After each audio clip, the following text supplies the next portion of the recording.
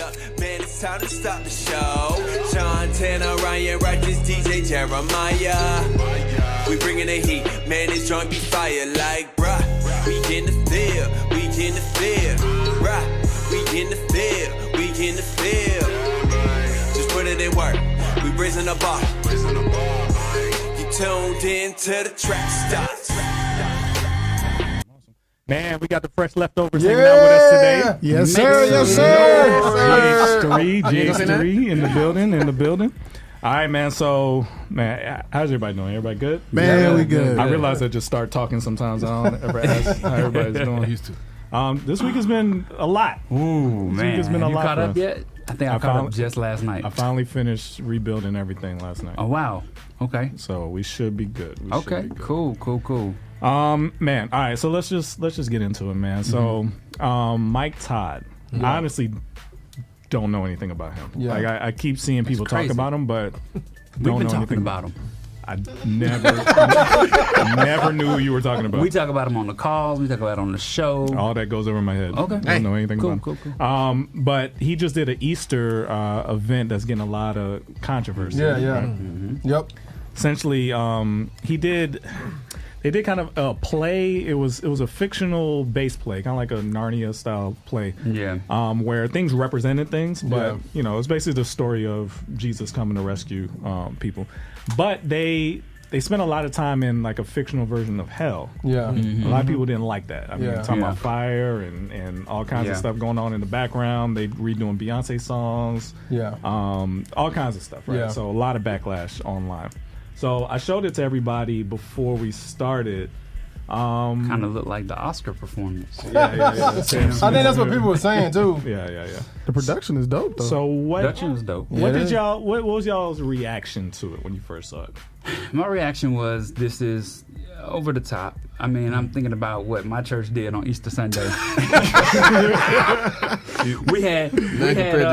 we had Jesus coming down the aisle getting stones thrown at him as somebody was carrying his cross, and then we put him up. It's a song called Calvary.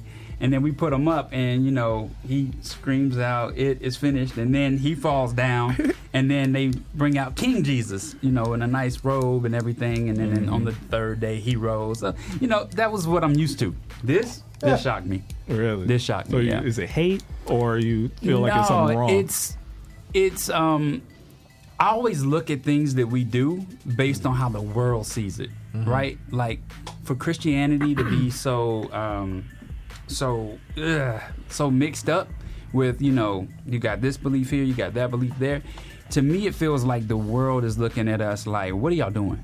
How y'all gonna get this right? Because to me, why do we care about the world? Well, because that's who they're trying to reach, obviously, right? No, but what I'm saying is like, I mean, I think the thing is, only thing I had a problem with was the fire. Like it was very extreme.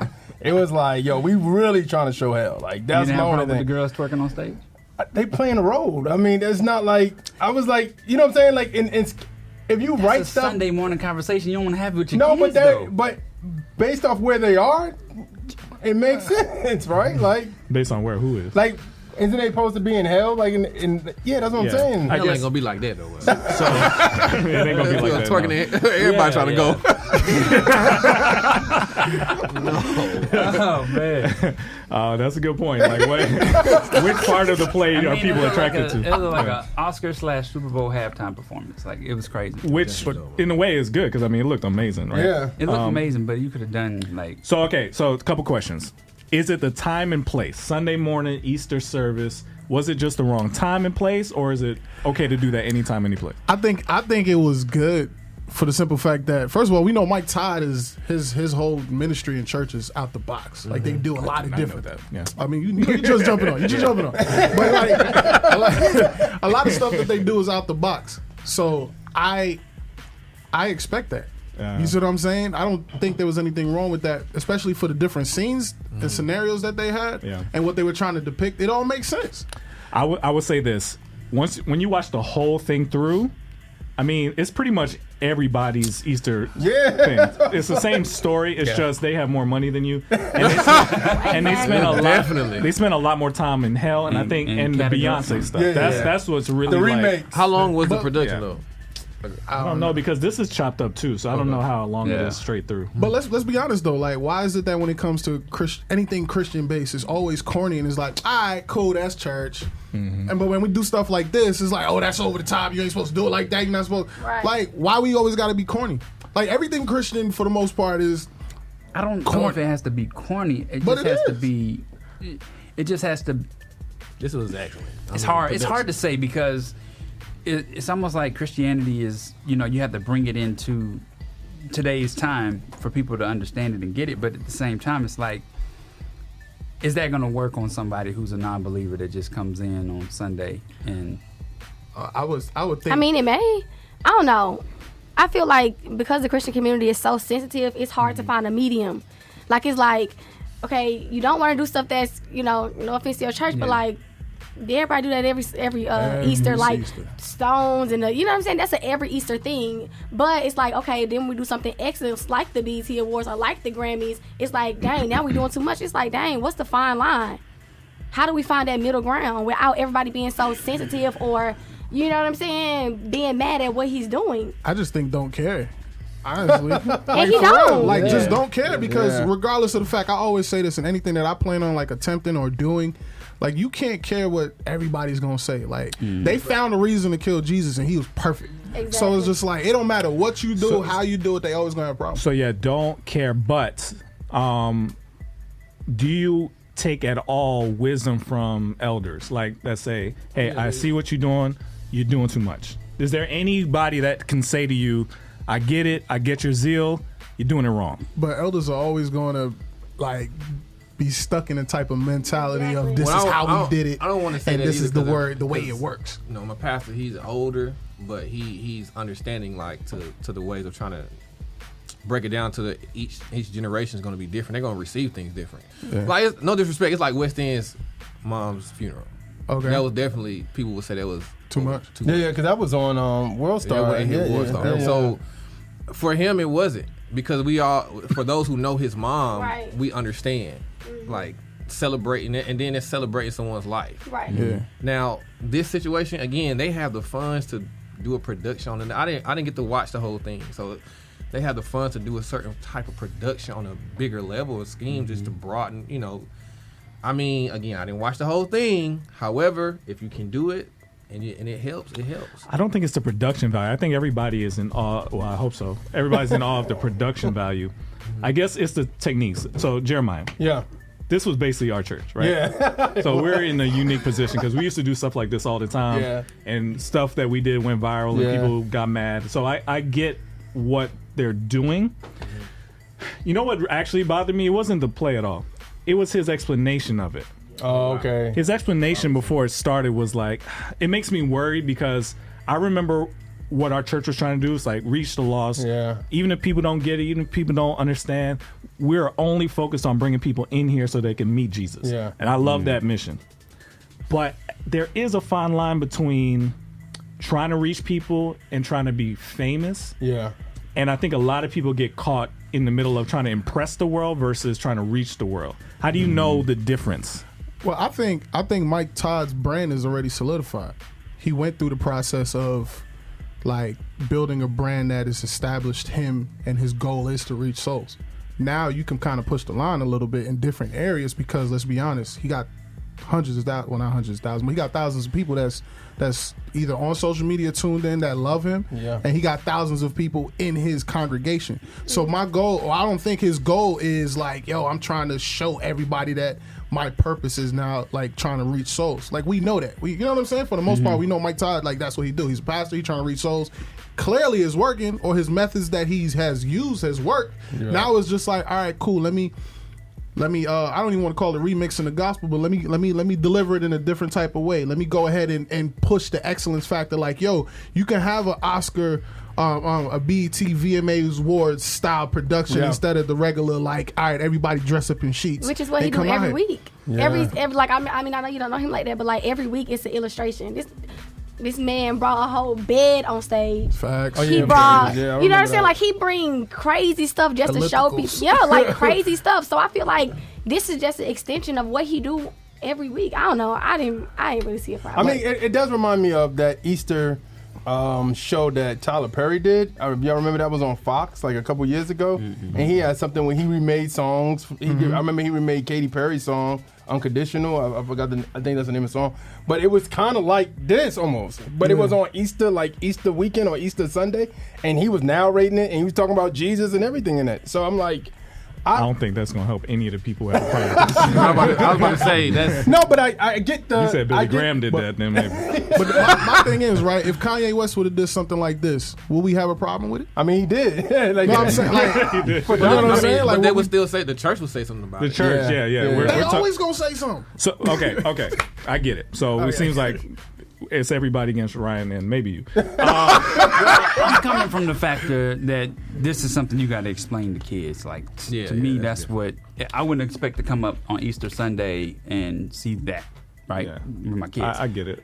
Good Friday, if you like promote this and say that this is something that we're gonna do, Well, they and did. It's an adult like only type situation, then that's different. So you're saying that the same performance just on an off night, like Destinations. I need to see the performance first, the whole thing, before I can determine what I think about like its appropriateness and stuff. I don't know. I still just watching. I don't know Mike Todd. I admitted that. I don't know anything about this man.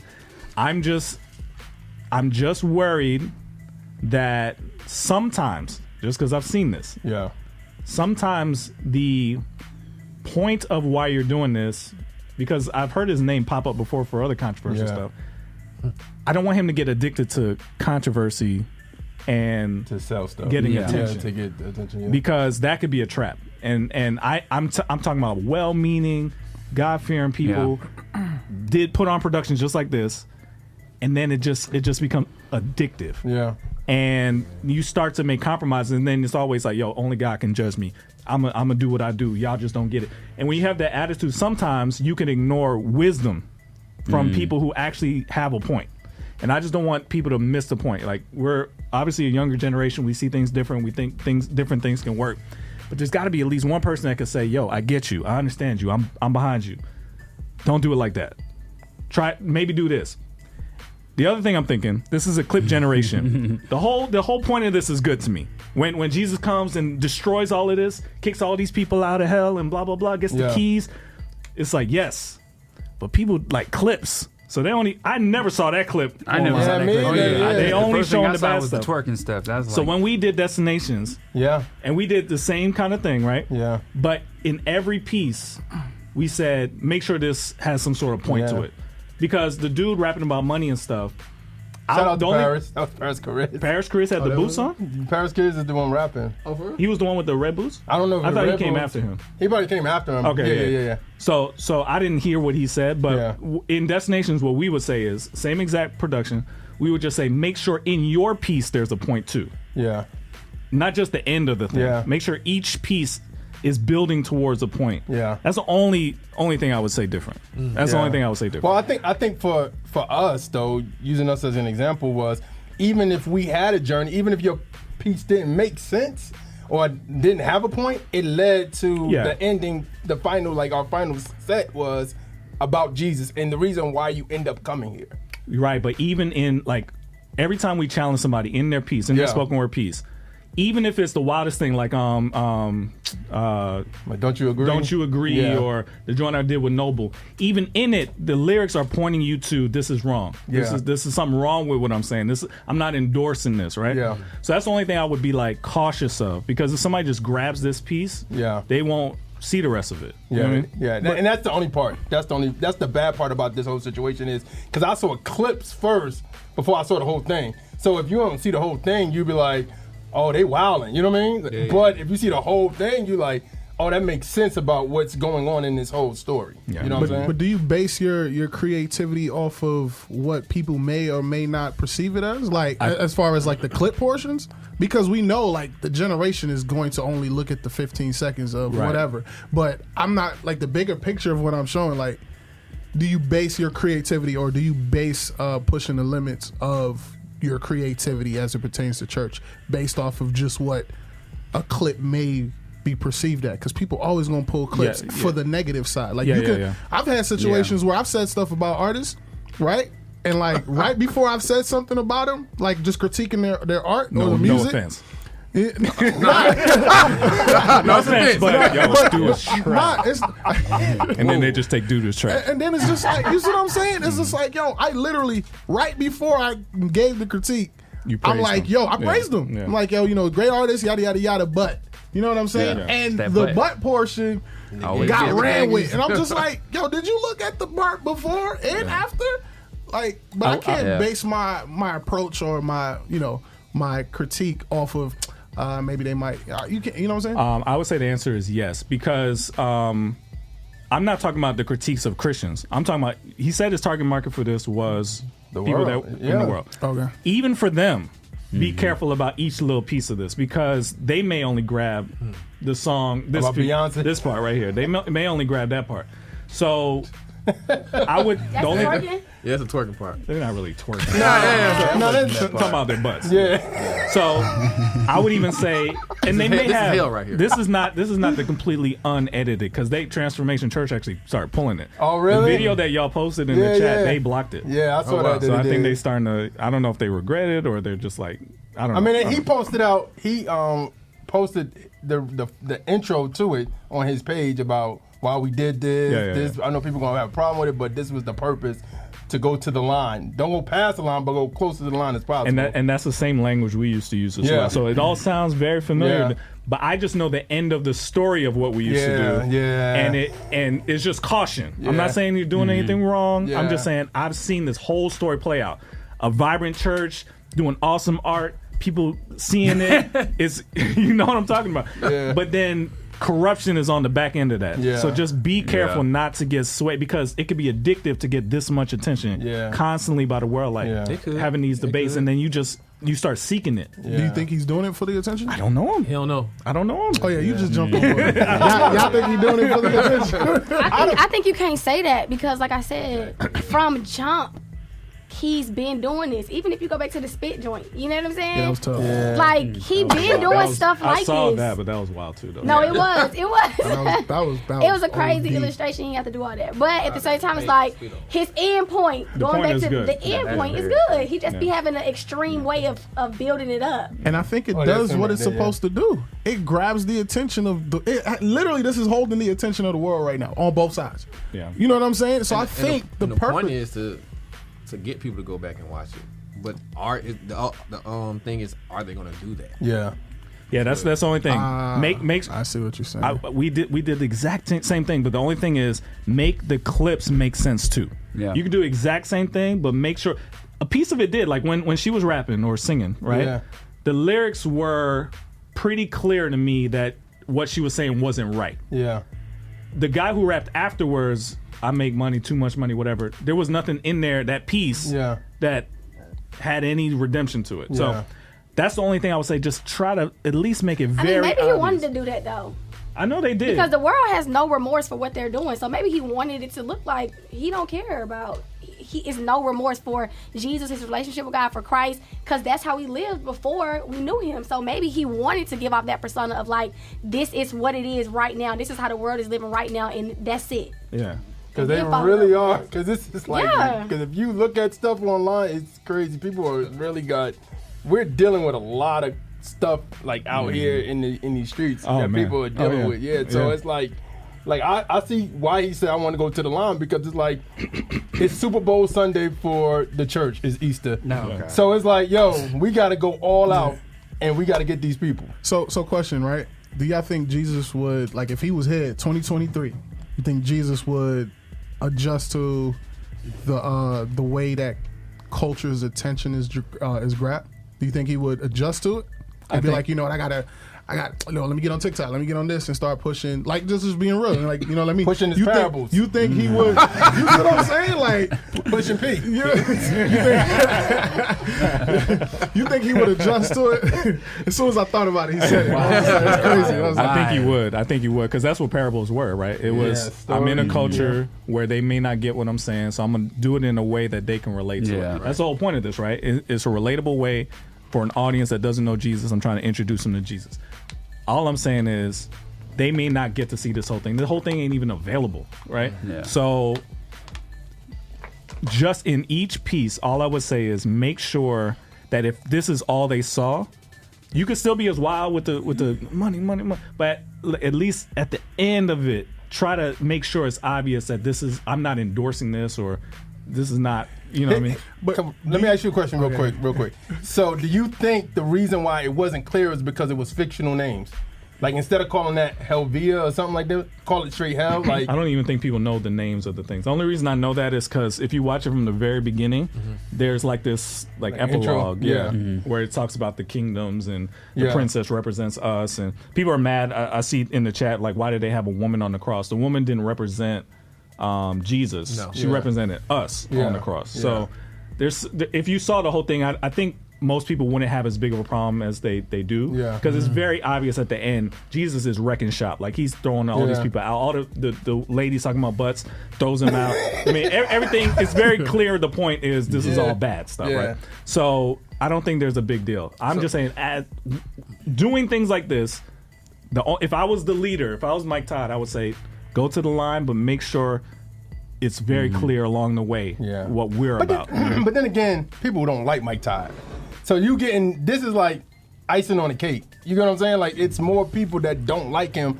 I mean, he does something, he preaches something every week and something else come out every week. That's what I was saying. You can't build it off of trying to make everybody happy. Like, even if Jesus was here, like, Jesus didn't come to make everybody happy. He didn't come for everybody. It's like, yo, you know what I'm saying? I'm going to do this, but for you got the choice. But I'm not doing this to make everybody happy. Pharisees hated him.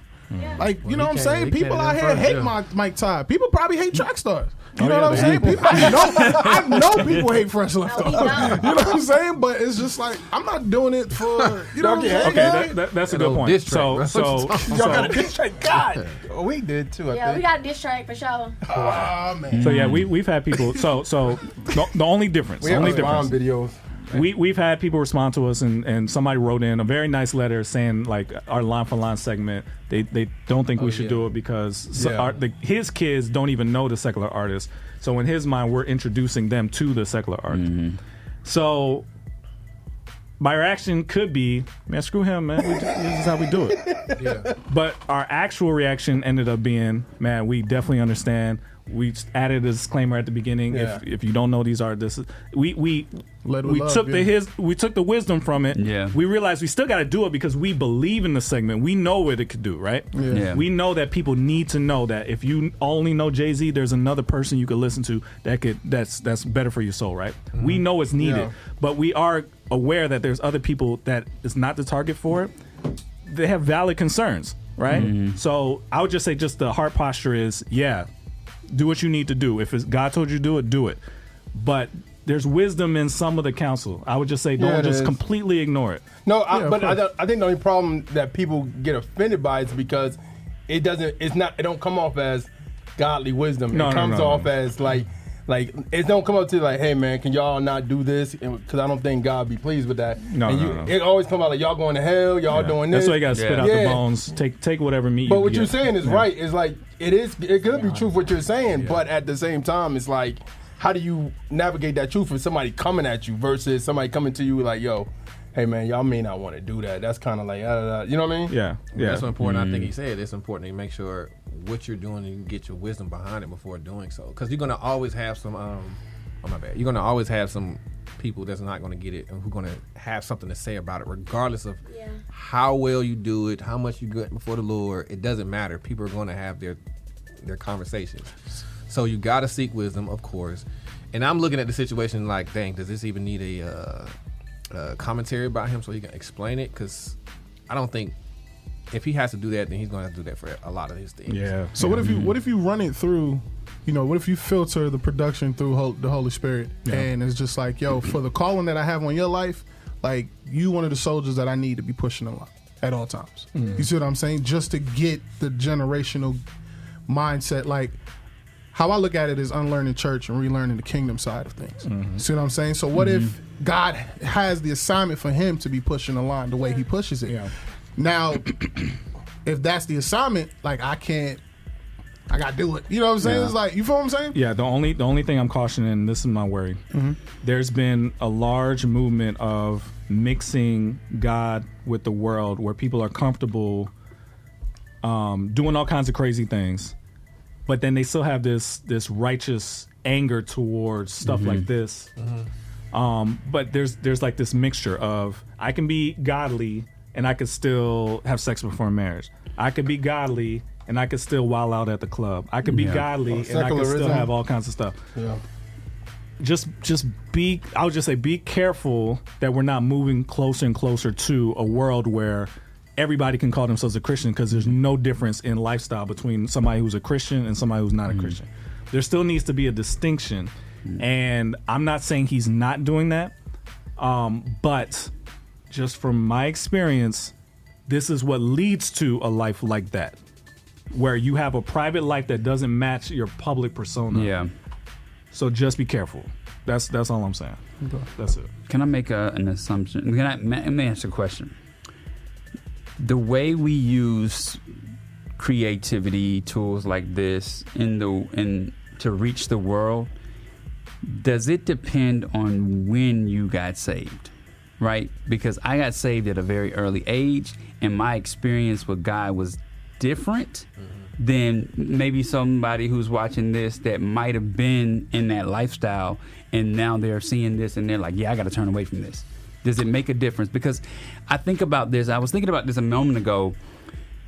We're no longer in the days of our grandmother's church, but that was my grandmother's church, kind of like when I got saved, like suits, traditional, hymns, things like that. So to me, this is always going to feel weird. Yeah.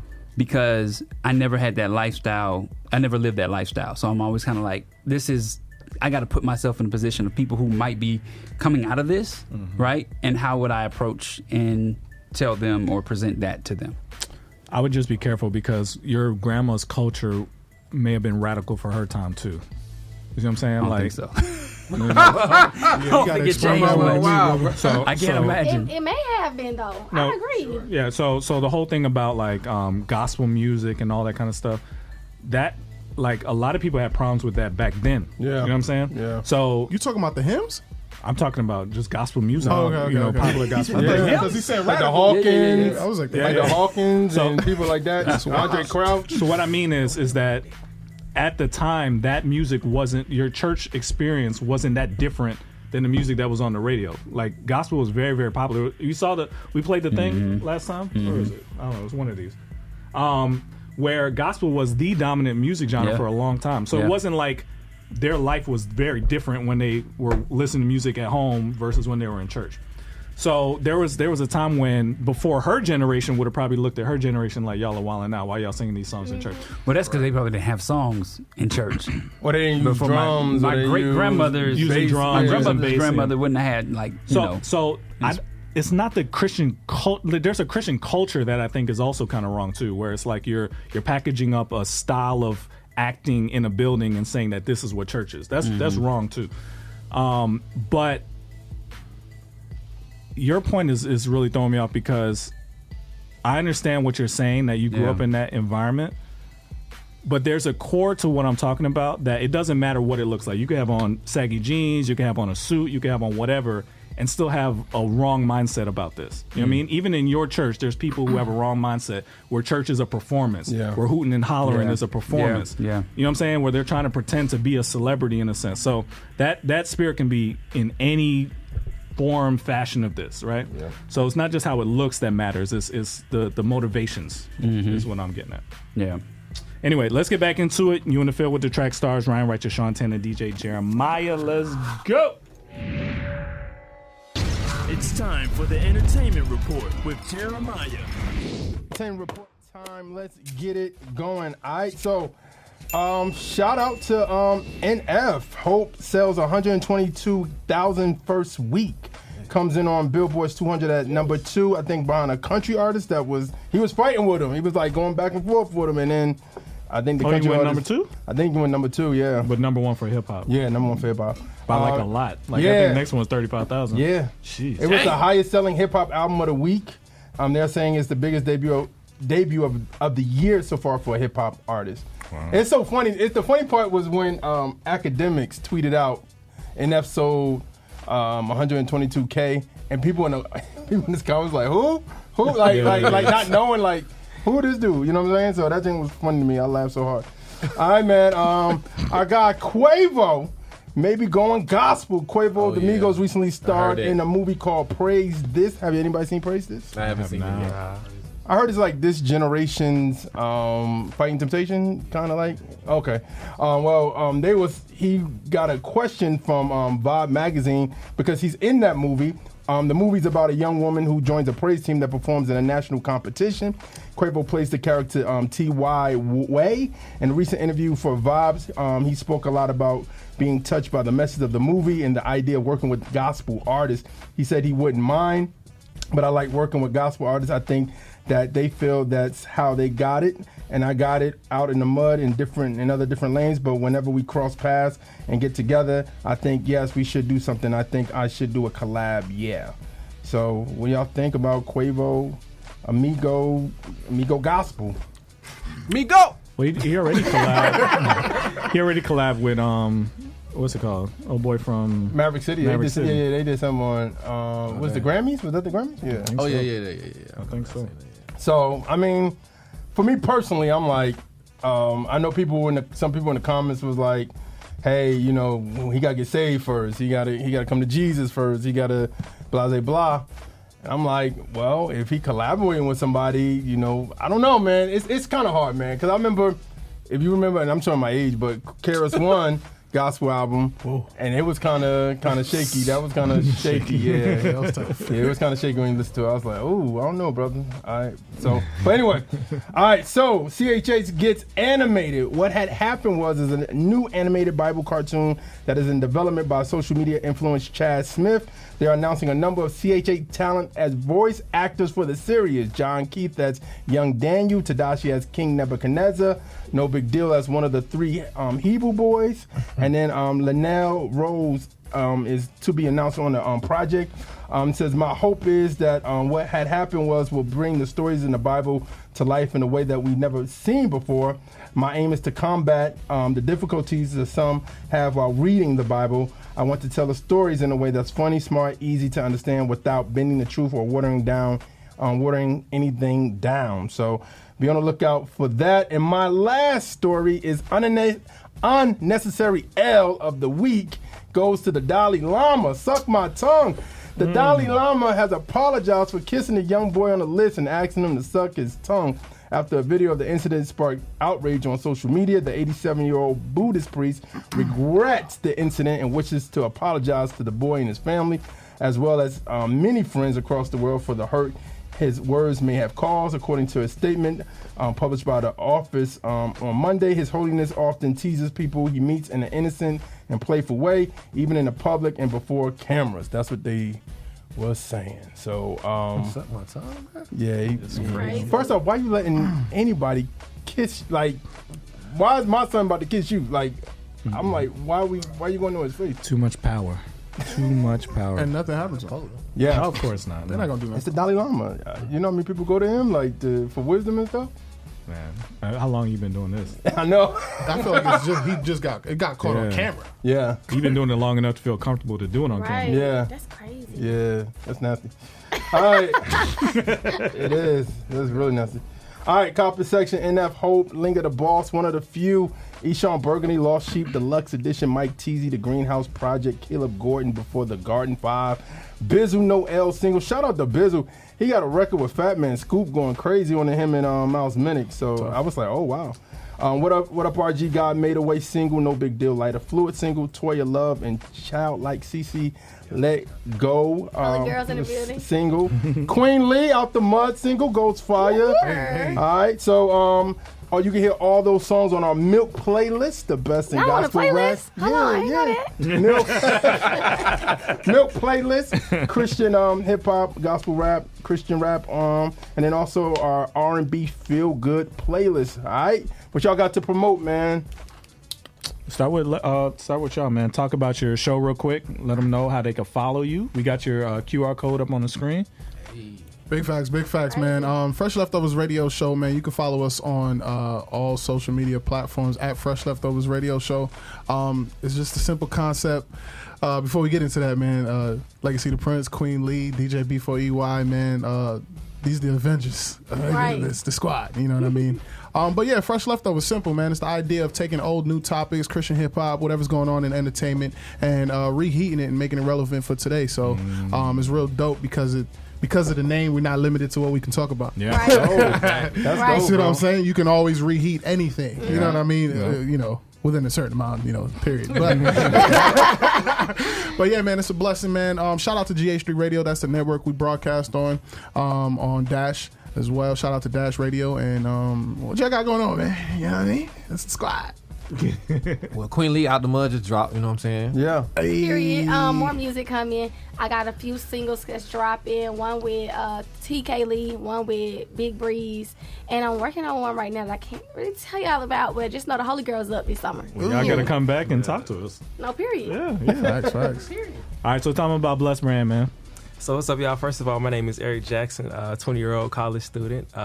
Just a little short testimony. I came to Christ during COVID 2020, and I wanted to be able to share the gospel through I don't know how to explain it, but through a certain bigger message than me, kind of. So I wanted to be able to. One thing I was always passionate about was clothing. I always, put that drip on, and I always was creative. So I wanted to be able to spread the gospel through clothing. So that's Blessed Brand Clothing's main mission. You can find us on Instagram at blessedbrandclothing_. Website www.blessedbrandclothing.com. So Awesome, man. Thank you guys for hanging out with us. We got more to come. You in the field with the track stars, Ryan Righteous, Sean Tanner, DJ Jeremiah. Let's go. I wanted to make sure you guys know all about the official Trackstarz Universe. So, if you'd like a free Trackstarz t-shirt, yes, as well as free merch, discounts, and exclusive content, and of course, direct access to your favorite radio host, then this is for you. Make sure you go to trackstarz.com/official. That's trackstarz.com/official.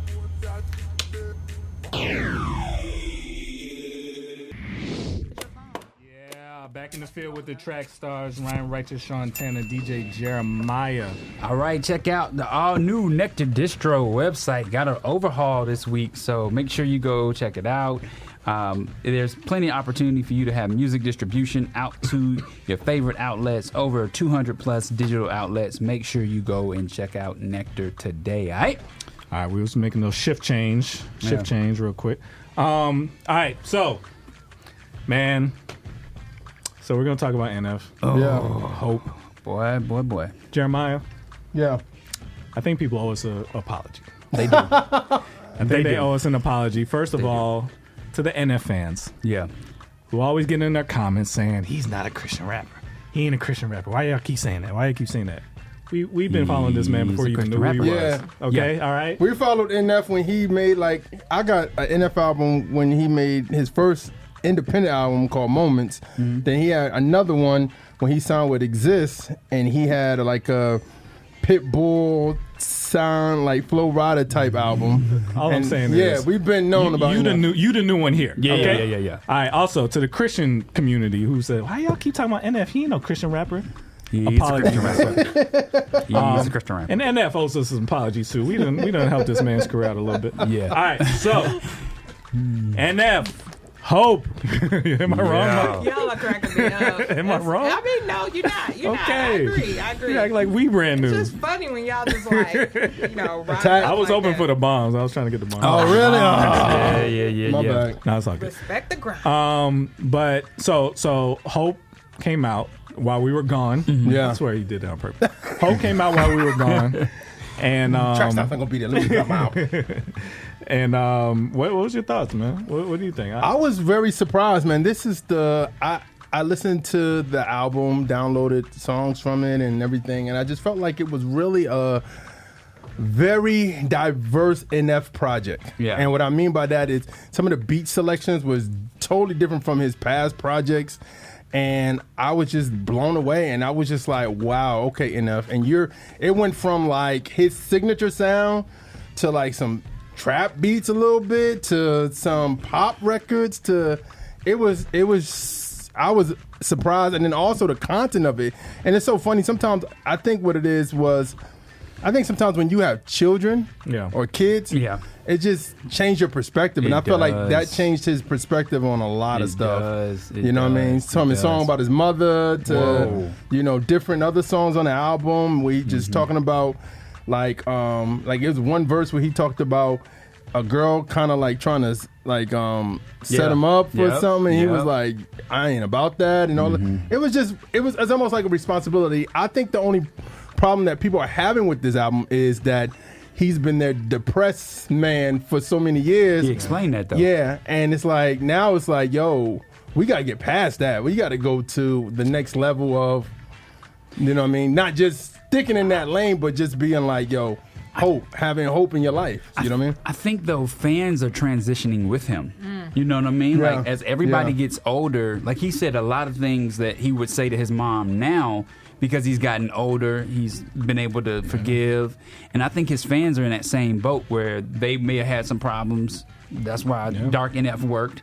But Dark NF continued to transition, and now they've transitioned with him. Yeah, you know. And I had some things to say about this project, man. This is the time. What you got? This is gonna make NF fans maybe welcome me back into the circle. Because you number one hater. No. Number two? No. Yeah, I thought you always liked NF, but you didn't like his He just doesn't like the sound of the music. Okay, so. It's just one of those things where I've never really gone back to it, right? Yeah. Had the project, bought it, but it's one of those like it doesn't come up on my playlist on Spotify, so I don't get to hear it that often. But man, this is gonna really, and I don't have a way to explain this, so y'all forgive me all the hate I'm about to get. Your boy surpassed Eminem to me. And the reason why I say this is just my opinion, y'all. But then we said that years ago. Hold on. That was the first line. But here's the thing, though. I say he surpassed him because he has talked about substance, right? And I think about you being able to stay on with the flow, the cadence, the pattern, the everything, and talk about substance and not cussing and not drugs and women. And like, to me, that weighs volumes in my category. So let's say as far as my catalog goes, I was trying to say positive. He's trying to pull me back out, but it's as far as my catalog goes, that was dope. And then I also got to say, I think his mama song edged out Tupac's Dear Mama for me. Dang. Just because I wasn't going that far. Dear Mama was worst comments out of me today. I was trying to stay positive, man. Dear Mama was a tribute while she was still living.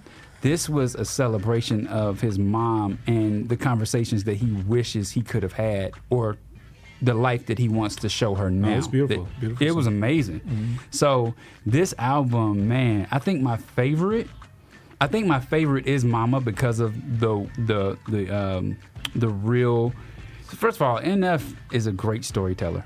He's a great storyteller. He is. So I think him talking about where he was with his mom, even when she passed, and the fact that he sees her in a different light now, and talked about heaven so much, about how she's getting, he wants to make it there too.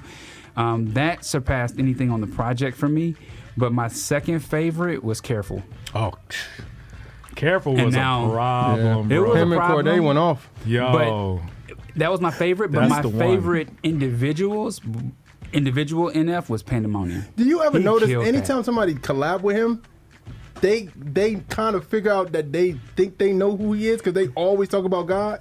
From Hobson to him to Corday to Tech Nine, like it's just interesting like that, and he's like, oh, okay.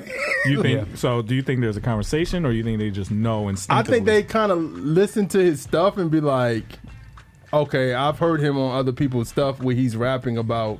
It's always kind of like faith-based or like God inspirational type stuff. You know what's weird is that I don't listen to Corday or Hobson or any of those people, but when they rap about God, it sounds really good. Yeah, Corday killed his verse. Corday murdered his joint. Yeah, I was like, yo, that sounds really good. Yeah. And I haven't had that experience of like, usually people perceive Christian music as corny, But this is like really to me proving that you can make an album for God that just sounds dope. Like it just sounds really good.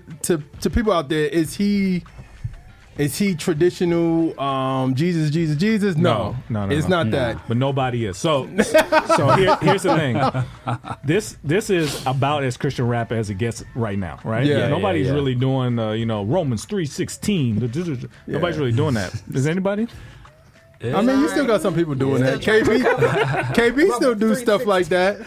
Yeah, KB does it. KB does it. He still does and it. Still makes it sound dope. Yeah. So he's not doing that. Yeah. He's not doing that. He's more like Anomaly Lecrae to me, if you can say that. And what I mean by that is you're hearing about God on certain parts. You're hearing about, my life. You're hearing about my family. You're hearing about, my expectations. It reminded me of a little bit of like an Anomaly Lecrae album. I think it just resonates with me. It just sounds like my type of thing, right? Where it's like you're talking about God and making godly music, but you're also opening up your journal.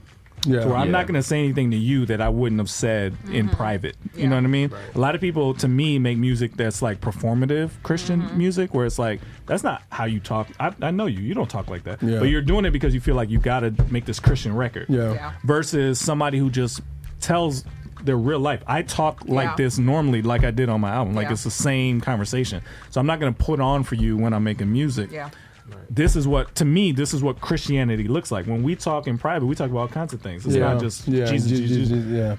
So to me, there's a time to weave that stuff in, but there's also a time to be like, look, this is what it really looks like. This is what I'm really dealing with. So I'm not going to pretend like this is easy or everything got fixed when I became a Christian. Now, some people in our space... some people in our space may be like, y'all tripping. He playing y'all.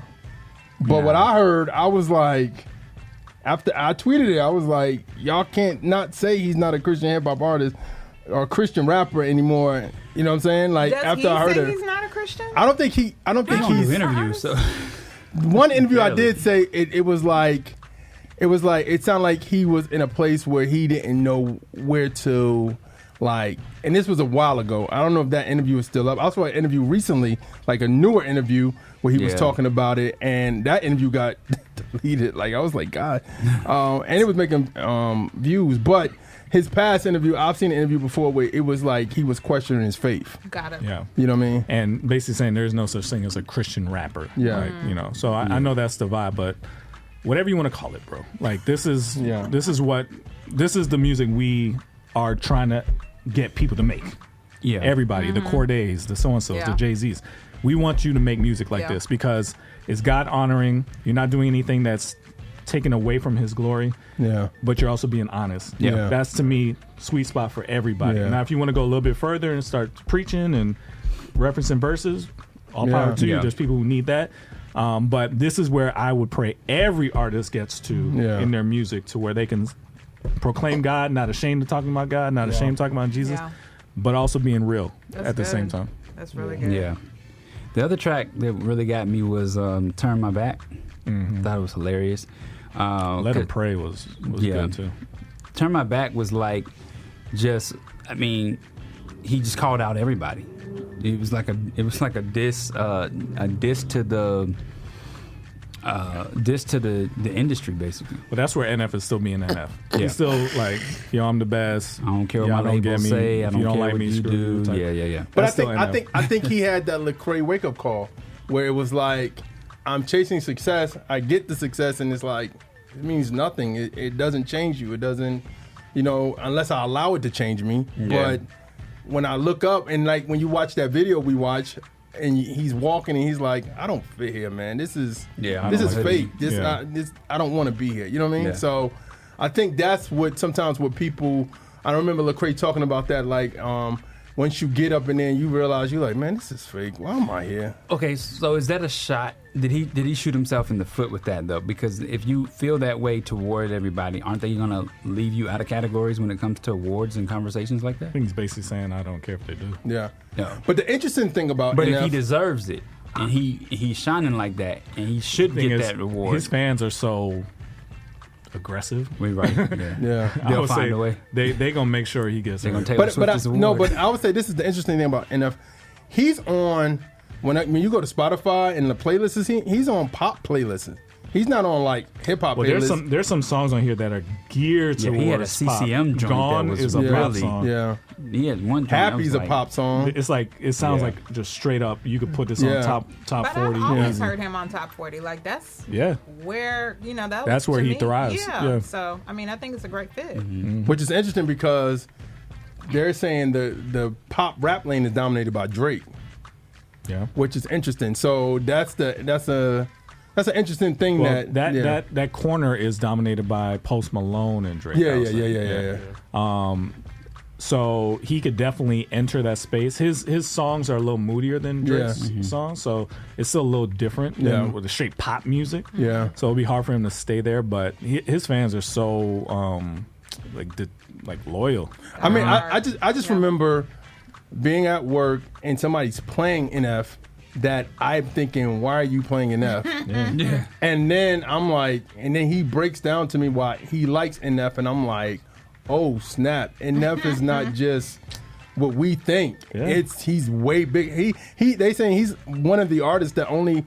He's in a minority of artists that has 1 billion streams on one song. I think "Let You Down" has like 1 billion streams. "Let You Down" was amazing. We met somebody on the plane. We're like, "Yo, do you know NF?" He was like, "Yeah." Yeah. Wow. It's just random dude. Yeah. Sit next to us. That was actually a good thing. We kind of did that. And I think everybody who listens to Christian hip hop, or you listen to this podcast or any other podcast, start asking random people what they like, what they're listening to, because we it was almost kind of like we just tapped him. He was sitting on the plane next to us, and we just started asking all of our like focus group questions to him, but he's nowhere in our space. But it was good to get his reaction about what social medias he likes and what he does on social media, how long he spends on social media, the artists that he listens to, and what he likes out of those artists, because it was interesting. Yeah.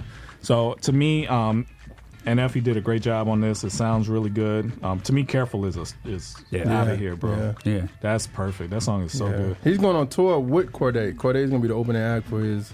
That's dope. His what's the name? So, and Cordae is not a bad dude. Like some of his music, it's not harsh. He but has it's a song just with her that is very God pointing. So some of these people know. I think the problem is some of these folks don't know. Can I make a living off this? Am I wrong for making a living off this? Is it right to make a living off this? Because I'm thinking they're thinking like Lecrae exists and this guy exists. So it's like maybe I can, or maybe I'm just scared to, or maybe this, the first step is to get to know Jesus. You know what I'm saying? Yeah. Some people they don't even know that there is a difference, right? Cordae may think he is a Christian rapper, right? Like some people just don't even know.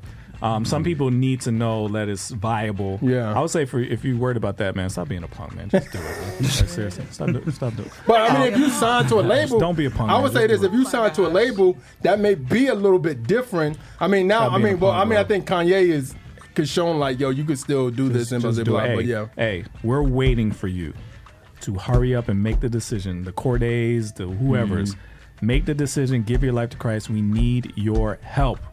Okay? Yeah. Stop being a punk. Oh my gosh. I don't come. I'm a punk. I'm not a punk. Hey, then don't be one. Don't be one. I'm not gonna come if you call me a punk. Just don't be one, and then just come over, give your life to God, 100%. Stop playing around, because again, that's not Cordae. This may be new to him. So I'm just saying, for the people who know better, it's time, bro. Like, it's time. Yeah, and I think the fact that this dude sold that much units, and he's right now the top selling, maybe when Drake drops him or somebody else like J. Cole or whatever, but the fact that he, like, people release stuff so far and he's the highest selling person. You're not going to be able to ignore him for much longer. Yeah. I was shocked that Academics tweeted that out. His selling number. Choice. He does it. He has to do it.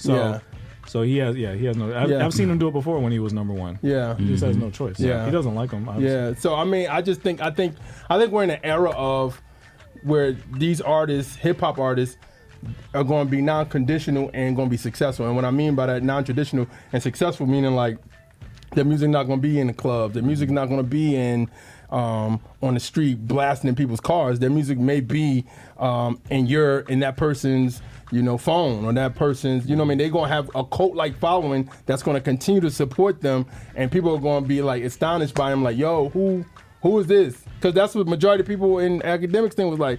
Some people, a little bit of people was like, yo, NF, I heard of him. He kind of fire. But a lot of people was like, who? I ain't never heard of him.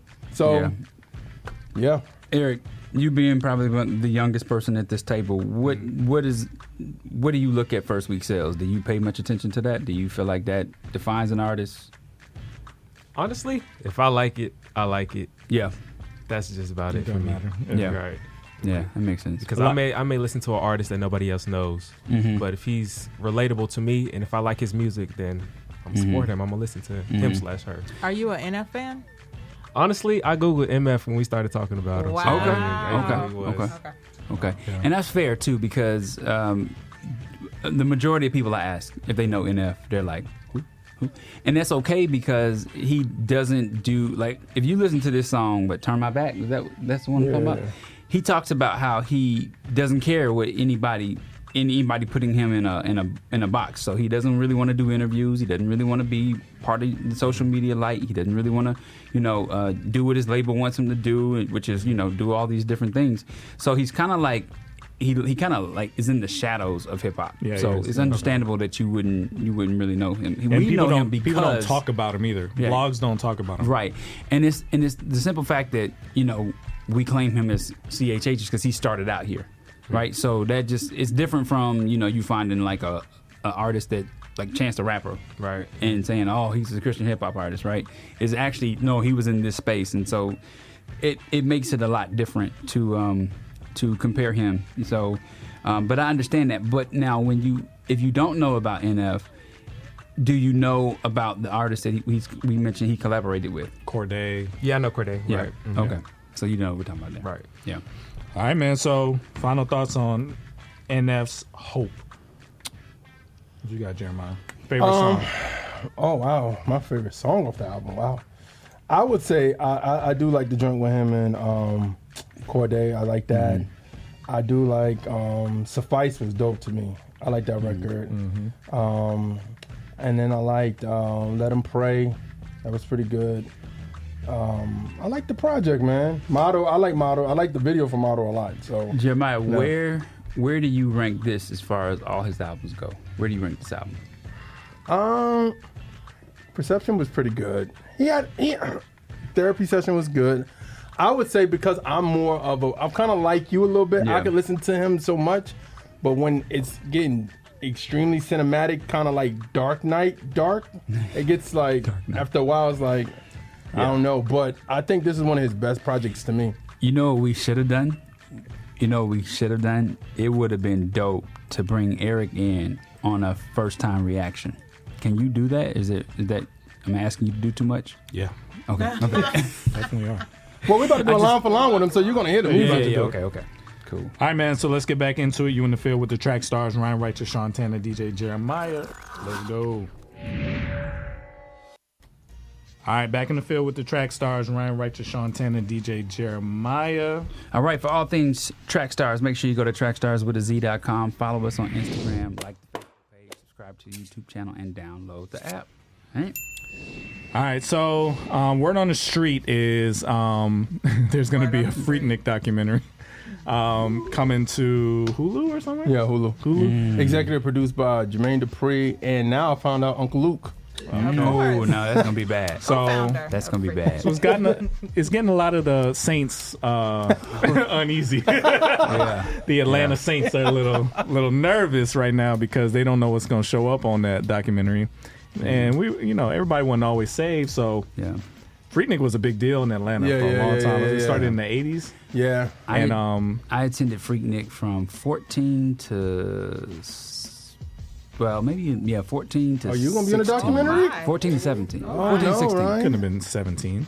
14 to 16, yeah. They stopped 95, 96? 98? Yeah, I think it's 98. I was here I when would have been they did 16 one of in their last 98. ones, yeah. Okay. So you may see Ryan, you know what I'm saying? Anything you need to worry about? Oh, no, it's definitely something to worry about. For you? Yeah. As a matter of fact, interesting. So, I didn't know. So it's funny. I've only been in trouble with my mom. You was like Trump? Grabbing him? I've only been in trouble with my mom 3 times. 3 times, and I had very impressionable. Oh no! What's the Ryan. word? What's the word? Trackstarz exposed. When you have That's Ryan. I had a lot of pressure coming from my older cousins. So yes, that was one of the times where my mom was extremely angry with me. You gonna confess what you're doing? Because a lot of people confessing. Oh man, a lot of people confessing. Yeah, a lot of people confessing. Yo, I don't want this to go viral, man. Like, this was kind of like, family business. Kind of Well, like, I haven't okay. even talked to my wife about this. Oh wow! No. Well, wait for your wife, so she won't get mad at you. All right, so I'll send everybody. I'll tell you. I'll send everybody on in our team the link of the origins of Freaknik, and people were talking about it from this page called Comedy Hype, where they talk about black stuff and comedy and stuff like that. And the origins of it was in, I think, 1984. Yeah. A young lady, she started it because people were going home for spring break and people were stuck at the AUC Center. You know what I mean? Yeah. So she was like, well, let's start something here and we could just chill out and, we can have fun, have a picnic and everything. And I don't know, I forgot what they were saying, how the Freaknik name came from. The song "The Freak" was popular. Oh yeah, that's right. The Freak by Chic. Yeah, so they call it that and combine that with Picnic and Freaknik, and then it went from that to it got extreme, where people were starting, where it got to a point where it wasn't just college students down here doing that. It was everybody down here getting their freak on. And it was when they were allowed to cruise in the streets, so people were just cruising in the street, going from car to car. It was Sodom and Gomorrah. Yeah, I mean that's the closest explanation I can. Like just people having hetero sex. version. Seriously, like if you don't know what we're talking about, people having sex in the street, molesting women in the street, I did witness people. that. I witnessed the rape. Wow. I did. Wow. I mean, it was bad. Like it was really, really bad. Yeah. So it got kind of shut down, and people have tried to revive it here and there. Yeah. I heard somebody say it turned into the Sweet Auburn Fest. Oh no! Somebody mentioned that, but that wasn't what I was happened. like, that can't. No, be but they have a I heard about it, a Freaknik like a Rolling Loud, but for Freaknik, and they have all the coming artists from that time come back and perform like at the amphitheater here in Atlanta. Did it turn into Sweet Auburn Fest? I don't think so. Or maybe what they were saying is that instead of having like those same people go to Freaknik, they just started going. They started going to Sweet Auburn Festival. I would need to know. If you haven't been to Freaknik, and I'm sure y'all, probably don't want to have this table that can say that. If you haven't been, it's a experience that you thought you'd never see because of the traffic, right? We sat in the same place for 6 hours. So nobody wanted to move. It was like that. So you walk up and down, go to different cars, and everybody's brought something to the table. So you got people with So you became a man at Freaknik? No, what? My husband. Lord Jesus. He's so crazy. But it was one of those things. And when I think back on it, it was one of those things that you, as a 14-year-old, went back to school and told somebody about, and they was like, "Yo, you went." Like it was that. When y'all see the documentary, y'all are gonna be really surprised. I don't know if we can watch the documentary. I remember it's gonna be raw enough. I remember being. So Greenbrier Mall is where Freaknik really took its root, and we're only 4 minutes away. So you're talking about, imagine not being able to leave this area if this was present day Freaknik. You couldn't leave this area. Yeah, you couldn't leave the area. I mean, it was robbery, it was smash and grabs, it was everything. I mean, it was crazy. I'm talking about bad. Like I cannot believe, and I'm just now getting to Georgia in '98, hearing stories about Freaknik. I'm like, how is this even possible? Yeah. I'm talking about every vile thought. People would act on it in the middle of the street. Yeah. And it was crazy. It was like Uncle Luke's songs come to life, basically. Pretty much. I could not believe it. So just imagine you a deacon, you church first lady. Yeah. You don't know what footage they're gonna show. CFO. Yeah. CMO. You don't know. Yeah. But I think Trackstarz host. Now they got you doing some crazy Married stuff with on TV. Yeah. And you gotta explain that to your kids. What would you say if what are you gonna say to your daughters, Ryan, about this situation? I was 14. I mean, I can point to my older cousins that took me. So they're like, hey, they were putting pressure on me. Did they tell your mom and daddy, "Are we going to Freaknik," or did they just say we're going out, or how did that work? You snuck out. So Does my your mom grandmother, know about this? yeah, she does. Okay. My grandmother lived off Cascade Road. Okay. Yeah. And at the time, my cousin's boyfriend, Okay. yeah, he used to like pick us up on the weekends. And Oh, we would gotcha. go places. Gotcha. So when Freaknik happened, my mom didn't know that was what it was called. Yeah. So we just went places on the weekend like we normally Because it's did. all over, right? It's all over. Yeah. It's not like you go can't- to a place. you can't go to a place and get away from it. Oh, gotcha, I mean, it's gotcha. South DeKalb Mall. It was South DeKalb Mall. It was Greenbrier Mall. It was Cumberland Mall. It was everywhere. It was, and I can imagine, man, the racist comments you probably could have heard back then, because it was like every college is migrating to this place that doesn't have a beach. Yeah. So- It's yeah. basically like Yeah. spring break. Yeah, it's supposed to. I mean, and they kind of say that Freaknik kind of transitioned to like a Daytona type situation. Really calling it like Black Bike Weekend is kind of like your new Freaknik. But it was so crazy because you couldn't go anywhere. You couldn't. If you had an appointment somewhere, you weren't making it. Right. I mean, and that was for people who were not a part of it. So it shut the city But down. here's a question. for the entire. Here's a weekend. question, because I came to Atlanta in '99. I was like probably at the tail end of it and stuff like that. So, I think the question is, what made people go from? How did it go from just college people, college students and stuff coming from different colleges? How did it go from that to grown men? They were saying that. I was watching like 50-year-old men with Because it's almost like the transition to Facebook. It started Gotcha. off the college people, but Gotcha. then they opened it up to everybody. And then also the music. I mean, Yeah. the Yeah. people talked about it in popular media, Yeah. Luke and, Yeah. and Yeah. Jermaine Dupri and all Yeah. that. It's like it starts to be worldwide phenomenon. Yeah. The Varsity, Peachtree Street, North Avenue, Yeah. all of those places were just gridlock places. Wow. Like, you couldn't. And go where were these anywhere. people going? Were it any location, or was it Outside. everywhere? I mean, you always had like a center place. You always had a center place where people were trying right to outside of get your to. door, Freaknik. You Walking had down the a- street, Freaknik. You had a central place you were trying to get Yeah. to that you might have made or never made And it then you there. just gave Lenox up. Mall was like, okay, if you start off over here and you left Greenbrier to go to Lenox, Yeah. you probably got there like 12 o'clock that night. Oh, and wow. it was still popping. Like, Oh, wow. It was a never-ending situation. So how many days was it?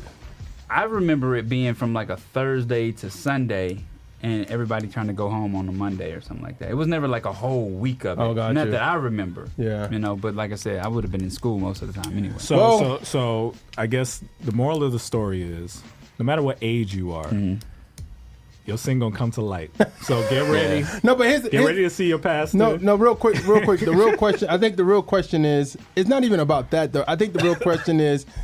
It was so funny how everybody was so getting down on the women about it, but when you see the men. clips, Yeah. the men were like, The men need to be nervous. "Yeah, I would be more nervous if I was in that more Statute of than." limitations. No, because this Me Too gonna start all Yeah, over again. 'cause- yeah. Especially for us, because this is like just black men, Yeah. looking extra like masculine at the time of catcalling girls, grabbing girls, molest, like literally, Yeah. Fondling. and not all of them are of age. Yeah, Yeah. Yeah. People were getting Yeah. it was bad. yeah, It's some people, if that footage comes out and they see what they really did, yeah, it might be donezo. yeah. So, no, seriously. But I mean, and that's the question too in the documentary. Are they going to go that far, or are they just going to talk about the celebratory? I think of it? everybody's prepared for them to go that far. That's what it feels like. Everybody is like, oh no. Well, just get in front of it and own your stuff. I mean, this woman did do that. She got on and she started like, "Hey, I'm totally different now, but please, Jesus," and she did. She did. Don't let them pan the camera to me, Lord. So yeah, that's funny. That's that conviction. yeah. That's real Holy Spirit hopefully you conviction. ain't been acting saved all your little life. I mean, you just tell the truth. Yeah, It but is what it is. you do need to deal with it though. You need to reconcile, man, God, I please guess I'm forgive me. asking the question is, can they really show that? Like, should you be nervous about the documentary if you haven't signed like a release or a waiver? I've Like, been are they thinking just about that, panning but there's the no camera? way they can get releases from all them people. Yeah. Yeah. So you turn the camera any direction, there's like thousands of people. Yeah.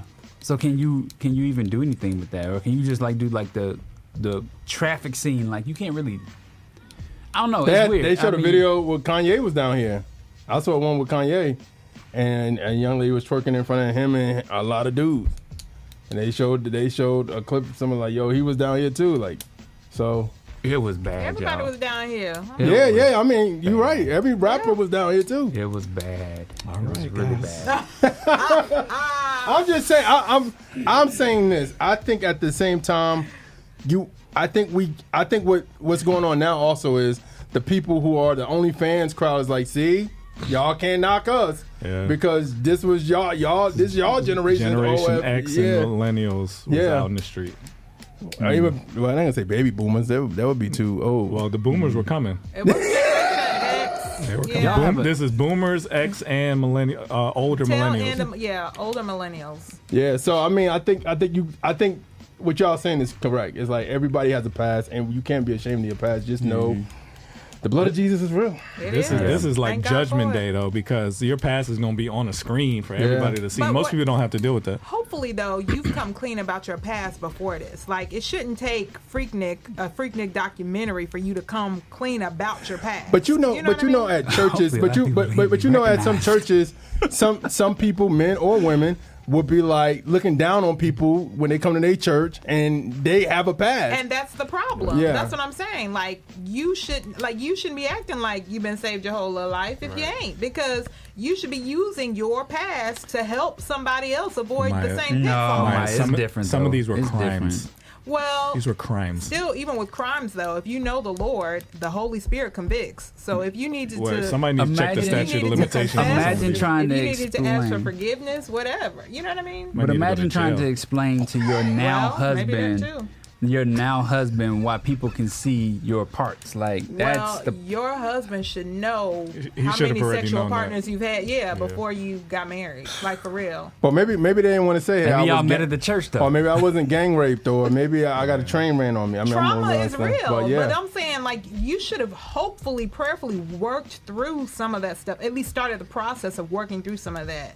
You know what I mean? I mean, like, that's therapy. Like, that's trauma. Yeah. You know what I'm saying? Like, hopefully you haven't been sitting on that. Hopefully you've been talking some to a therapist, some people may not have dealt with this yet. Yeah. Think about it. Like, if you were 16, 17, you moved past that time of your life, and now it's getting thrown back in your face, you may not have ever dealt with what you did back then. Yeah, that's not healthy, though. I mean, it might be the Lord, honestly, forcing you to deal with it. A lot of people, the Lord's knocking on a lot of doors right now. Lord. You thought you was past this? That's prayer, for you real. Are not. Yeah. Interesting. Wow. Interesting. Wow. All right. Well, stay prayed up, guys. You're in the field with the Trackstarz, Ryan Righteous, Sean Tanner, DJ Jeremiah. We'll be right back. With Trackstarz right now. I had a blessed time. Hopefully you guys are listening. If you're not, then you're losing.